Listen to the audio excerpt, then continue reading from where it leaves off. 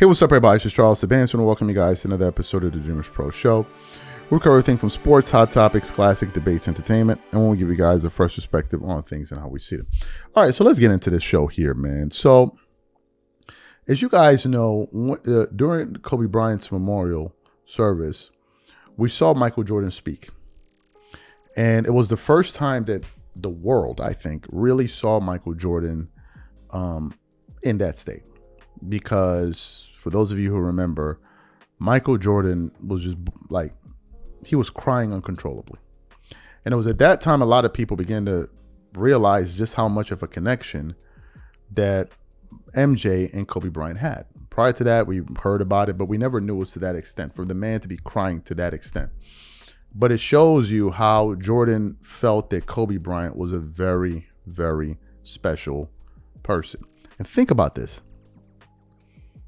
Kobe rushed his decision to come out of high school to go in the NBA just to play against Michael Jordan. He wanted to play against Michael. That's how much he looked up to the guy and wanted to compete against him. And Jordan actually ended up respecting it. Jordan actually embraced Kobe Bryant, where most people, when you have a young person trying to like come at you, most people get defensive and they don't want to share that information. They gatekeep. But I think Jordan saw a bit of himself in Kobe, right? And he basically opened his arms up to him, and it became a big brother, little brother relationship that we all know about today. So I was going through X, and a video was recommended to me on X. And it was essentially of Michael Jordan, I think at one of his camps, number of years ago, where they were asking him what player would he pick to represent the future of the NBA. And to no one's surprise, the person that he picked was one Kobe Bryant. But before I even show you guys this footage, today's video is brought to you by our sponsor, Kachava. Now, before we continue, let me tell you something. This year, I got serious about taking care of my body, my training, my nutrition, all of it. Nothing extreme. I just wanted to take better care of myself. But my days get busy between work, moving around, taking care of my daughter, trying to go to the gym, buying groceries. Life fills up fast. And when it does, nutrition is the first thing to fall apart. I would skip meals, grab whatever was easy, and feel it by the afternoon. Then I started using Kachava's new travel pack. Just one packet gives you complete nutrition ready for life to go on. Plant-based protein, fiber, greens, vitamins, probiotics, omegas, electrolytes, and more. No artificial flavors, no sweeteners, no soy, no gluten, no preservatives, and no animal products. All the nutrition my body craves in one delicious shake, packed to go. It keeps my energy steady all day, and more importantly, it actually tastes amazing.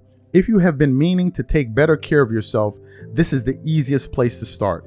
Take your daily ritual with you. Go to Kachava.com and use code DREAMERS for 15% off your first order. That's Kachava, Kachava.com, code DREAMERS. Okay, so what we want to do now is play the video, listen to what Michael Jordan said, and we'll continue on with the show. I've been watching the sport for many years, yeah, and you're a big hero of mine. Yeah. What current top of players, the players that are in the sport at the moment, who do you rate? Who do you see as being the next big thing? Obviously you have to look at LeBron because of his youth, and Carmelo Anthony, and Dwayne Wade, Chris Paul. Those are all the prop for the future. But if I had to pick what player right now represents the future, it would have to be Kobe Bryant with the way that he plays the game of basketball. I have high regards in terms of how he focused on the game. He works on his basketball skills. Each and every year he gets better. And these kids are going to continue to get better. And hopefully the evolution of basketball is just going to keep growing. And with the way the Europeans are playing, it's pushing us. So you heard what MJ had to say. What are my thoughts? I think that Jordan had no problem. It's strange. Usually, when you compete or you establish yourself in any field, you usually don't want to be challenged, right? And the thing that usually happens is when you notice someone that really has a shot and kind of knocking you off that pedestal, you try to like either push them away or, shun them or, just stay away from them, or in some cases even work against them behind the scenes. Some people do it. In the case of MJ, for him to even say in that moment, Kobe Bryant, knowing that Kobe was on a pursuit to catch him. Now, I don't know when that audio came out. I'm assuming that was before Kobe won his 4th and 5th ring. I'm assuming. I don't know. It shows that there was something about Kobe's game that he truly respected, that even if this guy one day would be able to surpass me in championships, it's okay because he's playing basketball for the right reasons, which is for the love of the game. And I think that that's something that him and Jordan shared, this passion for basketball. I think they both shared that. And obviously, Jordan knew that Kobe mimicked him, right? Wanted to be him. So in a way, him saying that, Kobe's the future, it's almost like him projecting himself into the future. Because when you think of Kobe, you're going to think of MJ. So his fingerprints will be there as well, right? So I think that also played a role. The other thing is, I think there's a short list of people that MJ respected in his career, and I think Kobe was one of them. Very short list. Look at the Last Dance docuseries. How many people showed up? Contemporary basketball players. It's only one. Think about that. There was only one person that Jordan said, be in my documentary, apart from people that he played with and former rivals. It was Kobe. You remember. Kobe Bryant was in the Last Dance docuseries. No one else was. No one else was. That spoke volumes.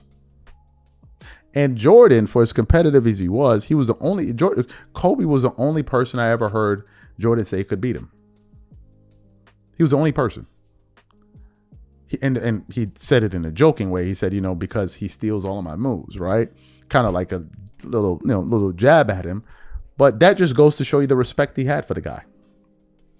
That's why even when they recently talked to Michael Jordan with NBC Sports, with Mike Tirico, he brought up Kobe Bryant. He brought him up. And of course, maybe the anti-Kobe people out there won't like that or whatever. I'm sure the fact that he had that Colorado case certainly worked against him, especially when it came to, I think, MVP voting. Because, come on, man, you can't vote the MVP of your league, and this guy had this kind of case. I think that also kind of played into it. But Kobe kind of redeemed himself towards the tail end of his career, and you can make an argument he was bigger towards the tail end of his career than he was when he started. I mean, towards the tail end, like in 2010, 11, 12, 13, he was an icon at that point. You saw what his retirement was like. It was just insane.